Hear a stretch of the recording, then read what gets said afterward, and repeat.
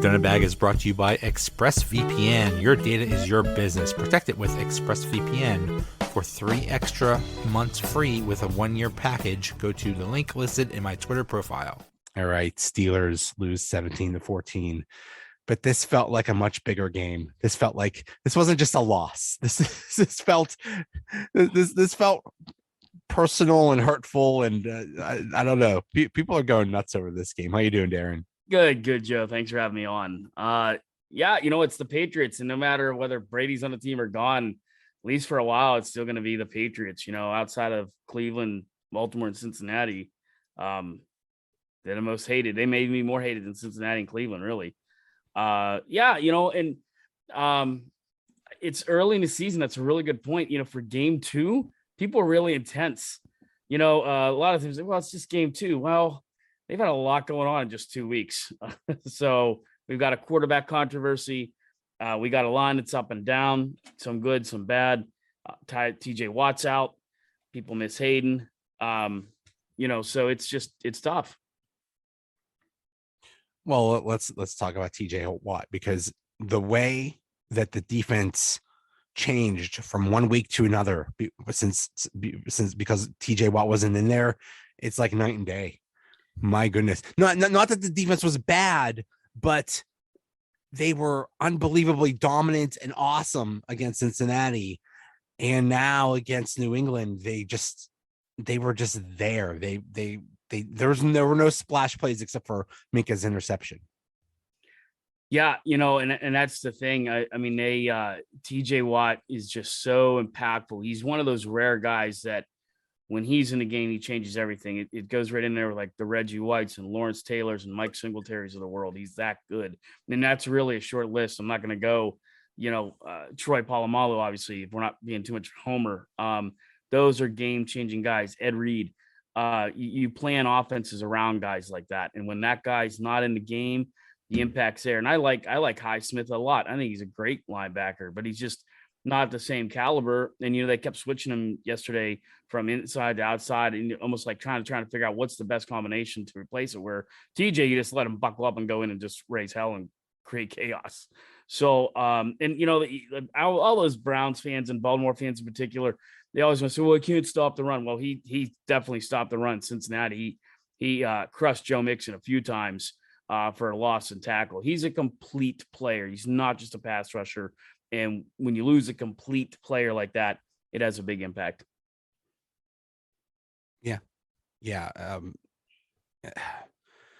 It seems like the formula they're trying to use is the one they had in 2019 when Ben was hurt for the year. And they basically said, okay, let's win this with defense and a conservative offense and not taking any chances and just hope that the defense is good enough and we just score enough. And okay, that could work if you had TJ, but now he's out. So your margin of error is tiny to non-existent. And when you have things like Cam Sutton dropping an interception, the Gunnar Olszewski fumble of the punt return, and there was a third thing. You have these things. You have to be perfect, and when you make mistakes, the Mitch interception, maybe there were other things, but you can't have mistakes, and it's just such a scary way to try to win games. It's just scary. And it came out, it's really different. The Steelers played almost the entire game with an extra defensive back in that formation. And that was it was Levi Wallace that got the benefit of that. He was on the field 59 out of a possible 68 snaps, and that was he didn't do too bad. But still, you're asking a lot of some of these younger guys, and that's just the ripple effect or domino effect, if you will, when you lose a guy like TJ Watt. Now you're changing the defensive scheme too. And that really, and I think the thing that's probably concerning to a lot of Steel fans is, and this isn't, trying to crap on the Patriots. That's not a good Patriots team. I mean, it's okay. Not at all. But they're not good. They're not what they used to be. Belichick or no Belichick. Obviously he coached well yesterday. But when you have a team, even by Belichick standards, he can coach well, even with a bad team. And yesterday, I think he got the best of these guys. That was a winnable game. We technically could be 2-0, but just finding that way to win. And I think obviously a lot of that falls on a quarterback controversy. And that's just something you don't want to have in week 2. People are calling for firing, Matt Canada. I mean, I can't say people are wrong. I don't think the Steelers are going to do that. I think people get, they see the news like Scott Frost got canned a few weeks ago. His defensive coordinator got canned yesterday afternoon from Nebraska after giving up how many points they gave to Oklahoma.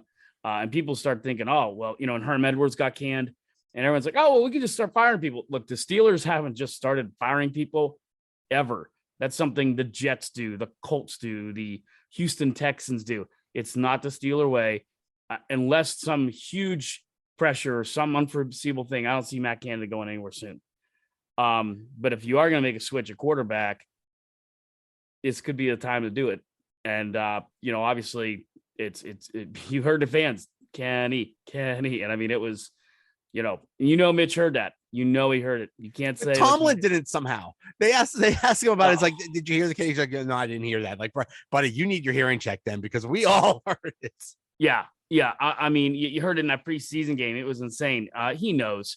And I guess that's some of the things with Mike Tomlin frustrates people too, is he is not a hypocrite, but it can come off hypocritical. And like, he talked about George Pickens having elite freak talent. Well, are you going to throw the ball to him? I mean, if he has that elite, because really Tomlin's usually reserved with rookies. That's probably the most I've ever heard him say about a rookie, other maybe Najee Harris in years. So for him to say that, he knows that, and I think that's where people get the disconnect. Well, somebody throw the ball, chuck it up the middle for the love of God. I mean, and it was just, how many of those plays were bad off to the left side of the ball? So, I don't know. There's frustration and there's a lot of it. That's the thing. That's the big thing from this game is it Mitch or is it Matt Canada? And right. It seems to be, it's never one thing or the other. It's usually a little bit of both, but Mitch, he got to take a lot of blame for this. When you say, well, why Matt Canada won't let him throw him in the middle of the field, he probably does. But Mitch is making that choice not to. Maybe it's Mitch making the choice not to take chances. I don't know, but yeah. And that's the other thing too. What would kind of alarm me was the players were kind of taking shots at Mitch a little bit or whoever. And it's week 2. You hear this stuff like week 10, week 14, when it's like end of the season. You know what? I don't have practice with these guys anymore. I'm just going to say and speak my mind.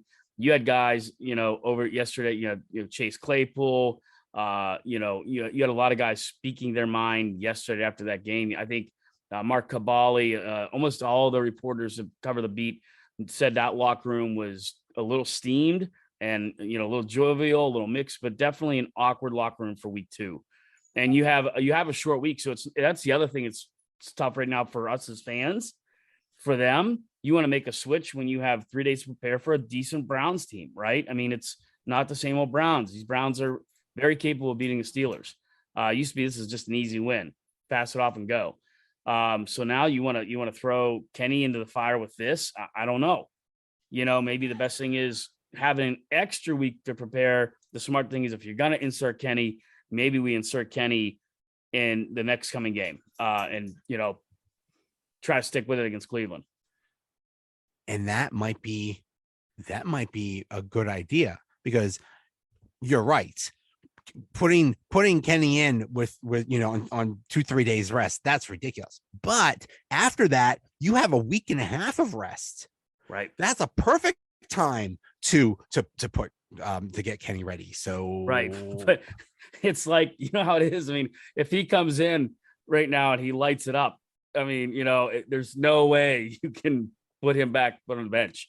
Right. Like Pitt's going through that right now. I mean, you had Yarnell, you had Slovis. I mean, Penn State's kind of going through the same thing. Sean Clifford's been good, but now they put Drew Aller in, who's like, one of the top quarterbacks in the country coming to Penn State, and the fans go nuts when he goes in. And so you have quarterback controversy is the worst controversy, I think, as a coach to have.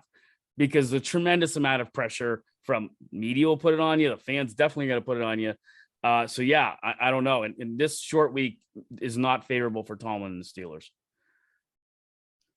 We don't know what the plan is. We don't know what's, what they wanted to do. We all figured that the offense would struggle at first. So this shouldn't be a surprise. But I think this next game against Cleveland is basically the defining game of Mitch Trubisky's career, whether he wants to be a starting quarterback or not. Because this is it. If he has another bad game, how can you stick with him? Yeah. You can't. You got to make a change. I totally agree. And that's a really good point. I mean, if he goes out there and chokes up against Cleveland, fans are going to want him gone. He doesn't have a choice. And, and there's been other guys even too, like Trey Essex. I thought he made a good point today on his social media, his Twitter. He was talking about how, the line was actually not that bad. They were there, and, that was kind of Najee and Mitch decided to bump out, and run these little hook patterns. And when the line had actually blocked fairly well. That's why I put on Twitter earlier today that, I think the Bengals offensive line is in a worse place than the Steelers offensive line right now. Do we have the best offensive line in the NFL? No, but it's getting a little better. And they got to figure out a way to get Najee free a little bit. And, Mitch has just been off with some of his passes. He seems like the only comfortable pass he is having that wide angle route where you have Deontay go far, start off in the right slot or the right end and go all the way to left. He must have hit that play 15 times yesterday, or 12 times. And that's okay. It'll work a little bit, but teams are going to figure it out. And they started putting 8 and 9 in the box. And yeah, we had nothing. And there were a couple times where Deontay was wide open yesterday. Claypool's wide open. And I'm not trying to put this all on Mitch, but I don't think Mitch and Canada are on the same page. And I don't think it's not working right now. It's definitely not working. It's not. And another thing that's not working is Mitch is supposed to be athletic. He's supposed to be able to run a little bit. He doesn't run at all. It's just, it's just not. And then, the offensive line wasn't that bad. And like, I know, I think there was one play that Trey Essex was like screaming about where like the offensive line opened up this huge hole in the middle and Najee chooses to go to the outside. Yeah, it bumps to the left. So yeah, that's extremely frustrating. It's like, man, nobody's in sync right now. Another thing I kept hearing today, and it's just it's funny and silly, but they're talking about last year and how basically the Steelers offense with Ben was do nothing most of the game, but then like at the end of the half or something, or they'd run a 2-minute drill or something like that, basically where Ben got to call his own plays. That's when they would actually be moving and stuff, because Ben said, screw this Matt Canada crap. So, and obviously Mitch Trubisky does not have the freedom to do stuff like that, but still, I don't know. I think, I know we get called yinzers and stuff like that, but I think Pittsburgh football fans in particular, wwhether it's Pitt, the Steelers, are fairly intelligent about the game, right? And they can look at this game and they can see that the defense played well enough to win yesterday. They surely played well enough to get the win 2 weeks ago. And you look at Harvin. Harvin's been great. I mean, he's doing what they drafted him to do. Put the opposing teams in bad field position. He's been booming these punts. I mean, just sticking them. I mean, anything you could possibly want, he's doing. Massive improvement over last year. So you're getting special teams. Boz has been great. Downfield tackling's been great. Now you had the muff punt there yesterday, so that's a check mark against you. But special teams, good enough to win. Defense, good enough to win. Guess what? It comes down to the offense, and right now they're just not good enough to win. It's and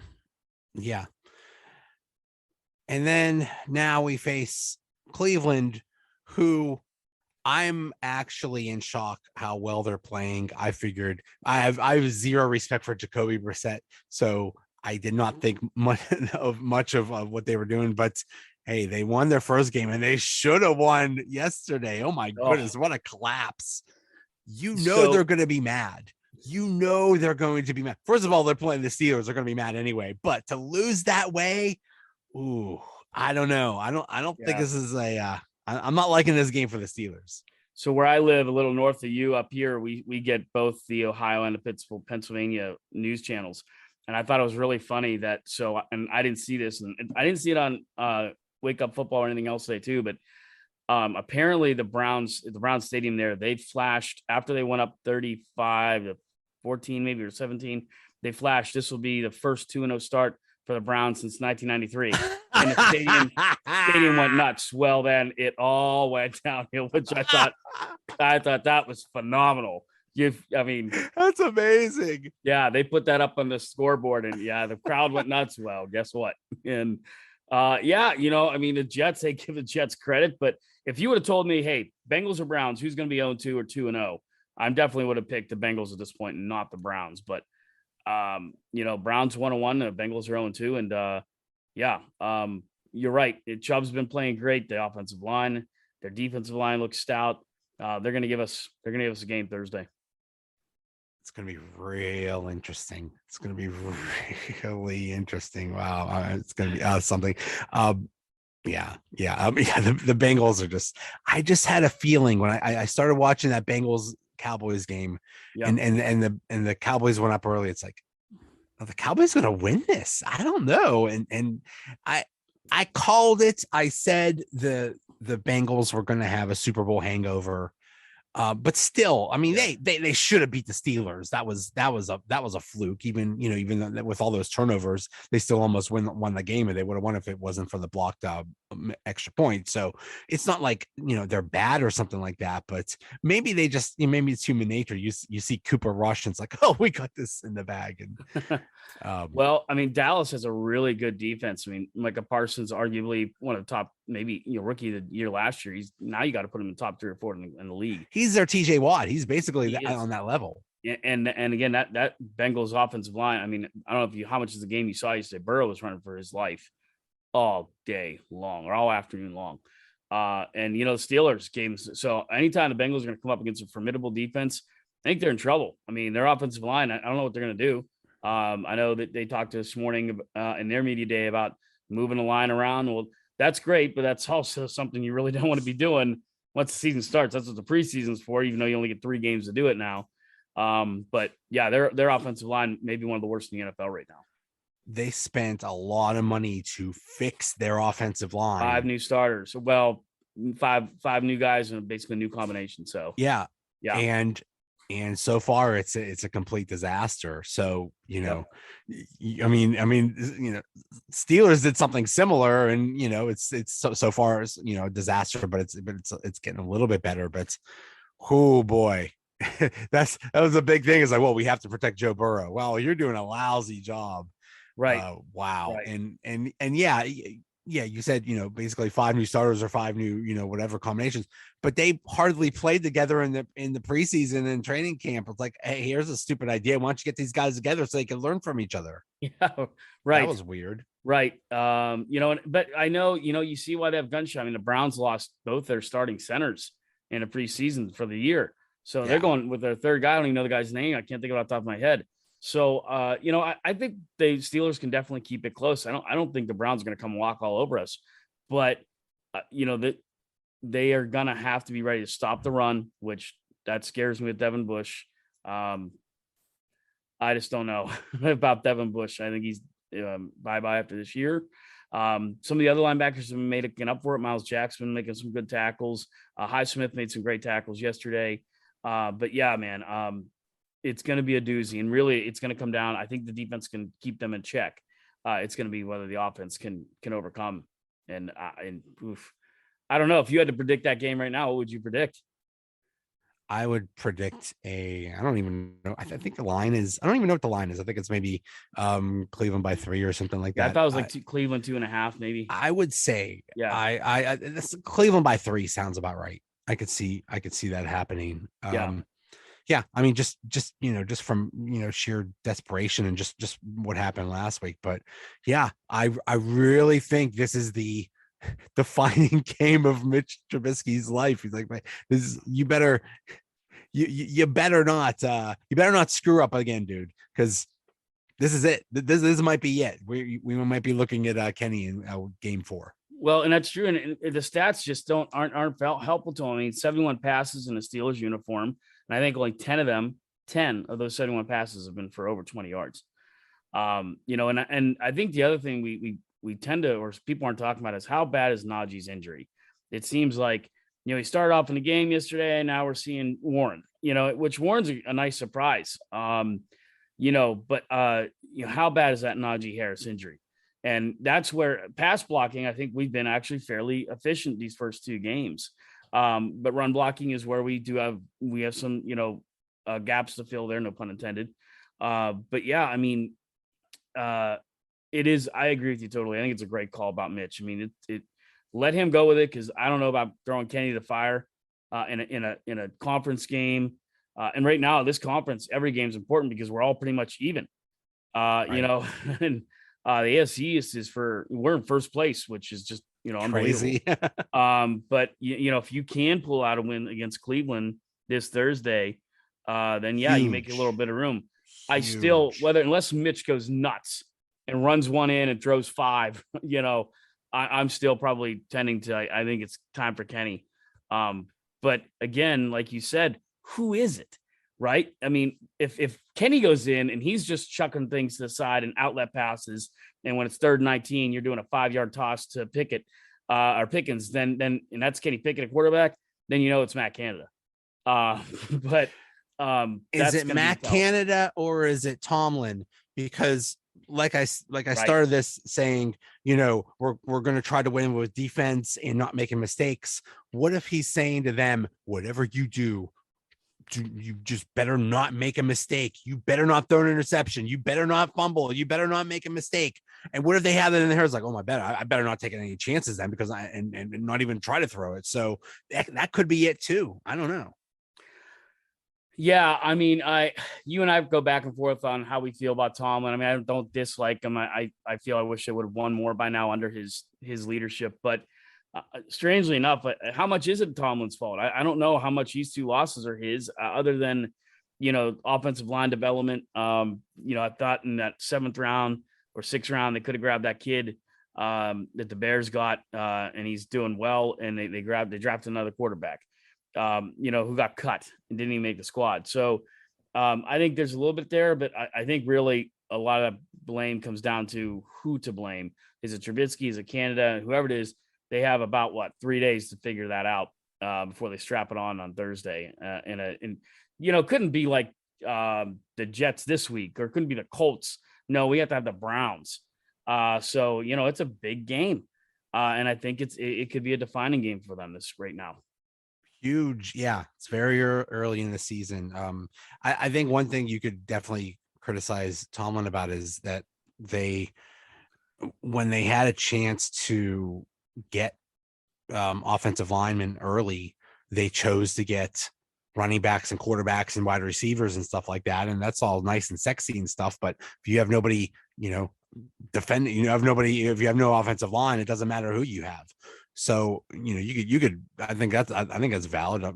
That, whoever was involved in picking those draft picks, that's a decision they made, and okay, you're going to have to live with it then. But yeah. But I think that's what frustrates people too, is like, you look at that with Najee and 3 solid receivers. I think Chase is showing he's having a better year than he did already last year. A great tight end, Pat Freiermuth has been phenomenal. People love him. He's the kind of guy you want in there.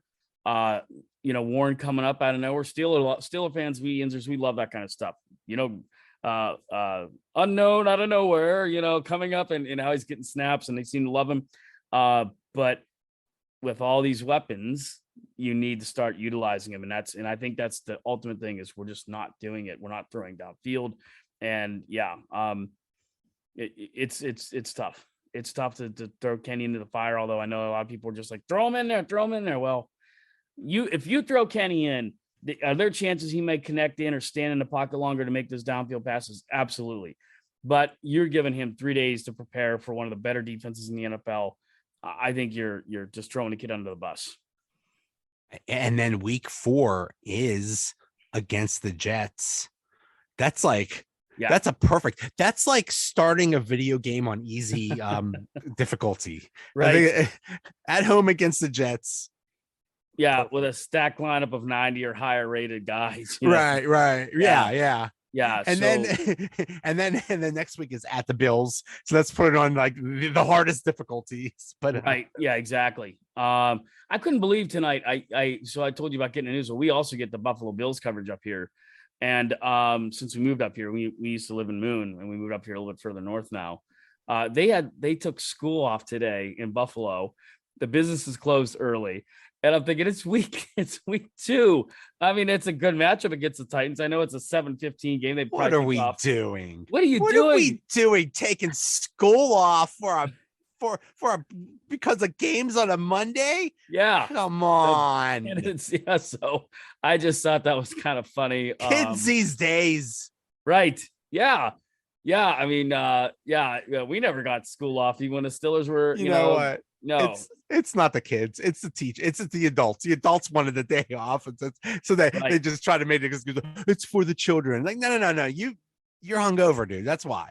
Yeah. It reminds me, it was 2 years ago. Penn State was playing Maryland, and Maryland closed classes for the day to get students to go to the game. Oh God! And then there's like, I think that stadium's right around like 40,000, and it's like totally a whiteout. Penn State visiting fans, and they lost like easy travel 62-0 to Penn State. And you closed classes down for the day. You shut traffic down for this. I mean, that's just a little nuts. So, but speaking of nuts, I mean, that's what you have right now. I don't know. It's been a long time since Steeler fans weren't sure who to blame. It's always, this sucks or that sucks. And it's really, we could sit here for 2 hours on this podcast and bring in everybody you want and probably go back and forth. Is it Mitch or is it Matt Canada? But those are the two guys right now that's what it's about. Nobody can say, well, Claypool's awful and Frymuth's dropping passes and Boswell's missing kicks. Harvin's punts stink. The defense is not driving. All those things I just mentioned are all going pretty well.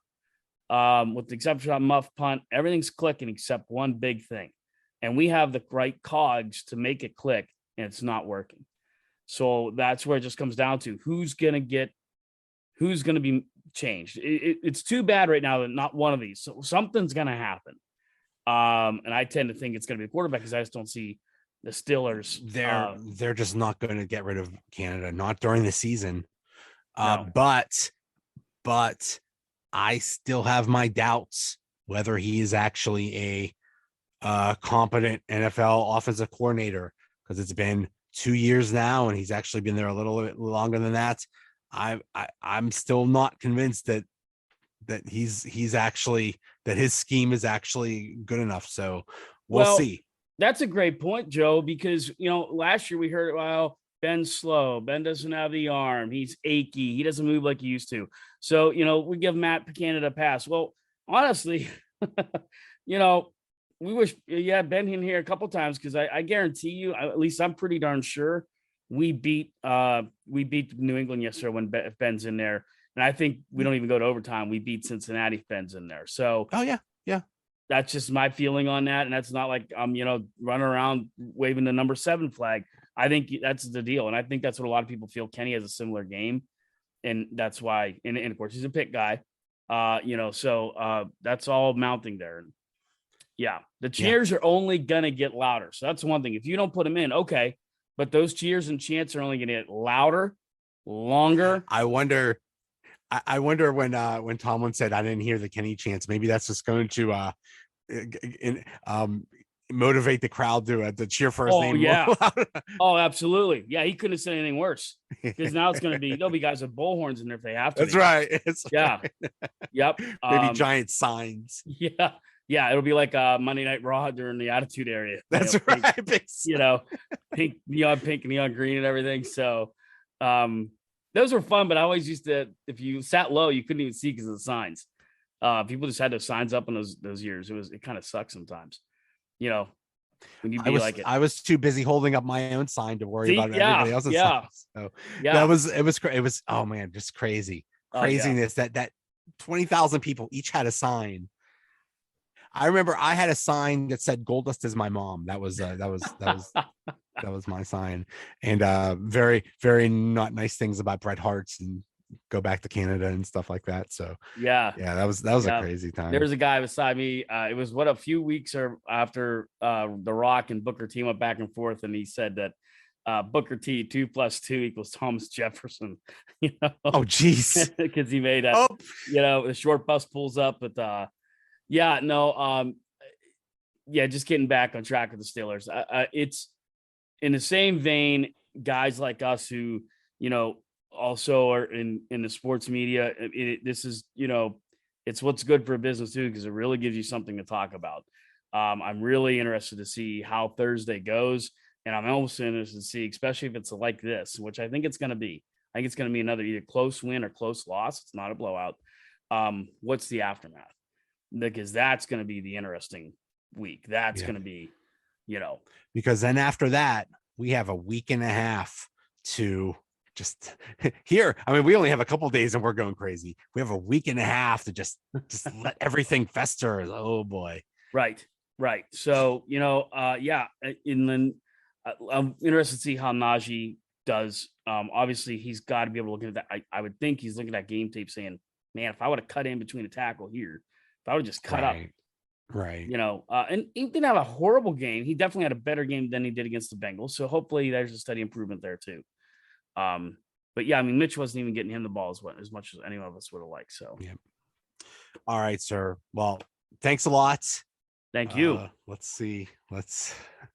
No matter what, we're gonna have something to talk about. Definitely, Joe. Thanks for having me on. I always appreciate you and appreciate the everything that you do. I think Pittsburgh loves you. You're my favorite guy on Twitter for sure. Aww. And yeah, man, thanks for having me on. It's always a pleasure being on with you. All right. Thanks a lot. Thanks, Joe. See you. Bye. Bye.